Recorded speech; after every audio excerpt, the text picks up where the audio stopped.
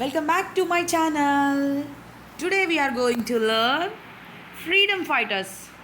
We know that the freedom fighters who was the first prime minister of India, he is none other than Jawaharlal Nehru. We know all those persons. India was a land of huge wealth and rich culture, traditions, and many foreigners invaded India for its wealth and ruled our country for long. Among them were the British, who ruled our country for more than 250 years.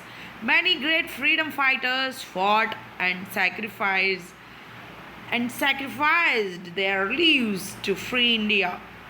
ఇండియాని free చేయడానికి చాలామంది స్వతంత్ర సమరయోధులు కష్టపడ్డారండి. Let us get to know about a few such a great personalities like people.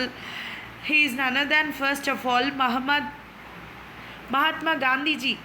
We all know that Mohandas Karamchand Gandhi, fondly called as Mahatma Gandhi, is the father of our nation. Next, Vande Mataram. Jawaharlal Nehru was the second one, first Prime Minister of India. We celebrate 14th November his birthday as Children's Day because he liked children very much. He likes very much children. That's why we call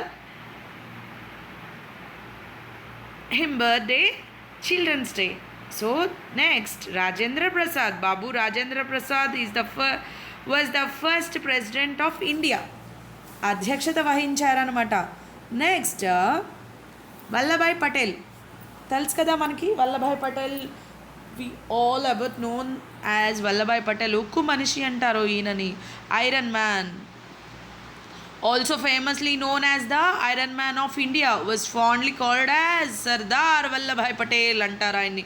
Sardar అనే బిరుదుతో మనం చక్కగా పిలుచుకుంటామన్నమాట ఆయన్ని. So next one Bal Gangadhar Tilak. He was the బ్రిటిషర్స్ని భలే భయపెట్టాడండి ఆ రోజుల్లో.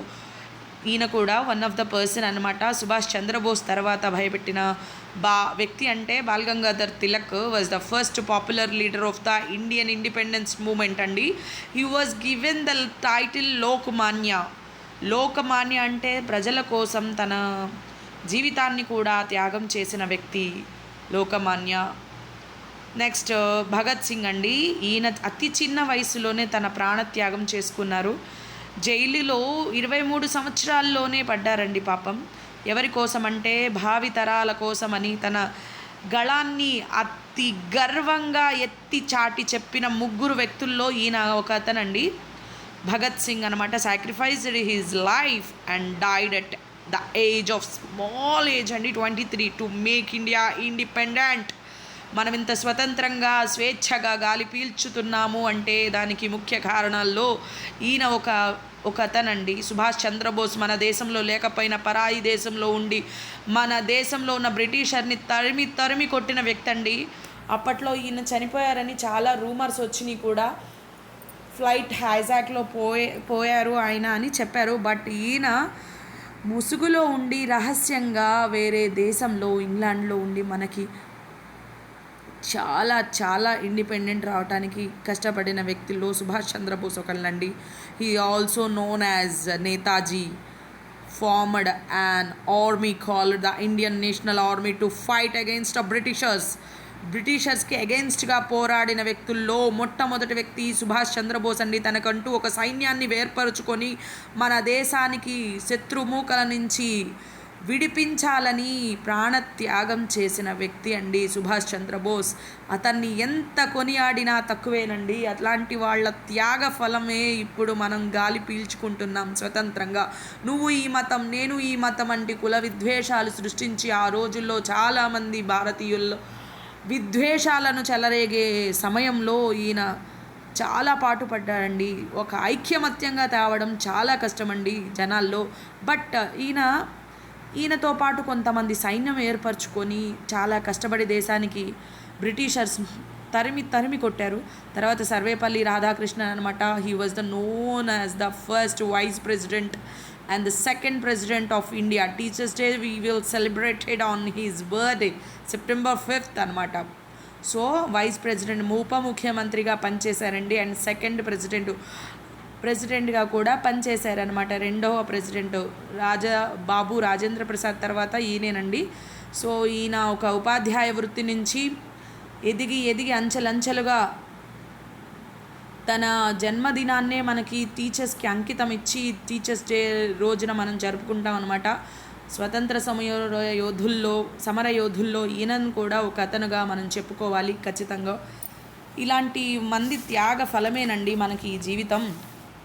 సో వీళ్ళంతా ఫేమస్ పర్సనాలిటీస్.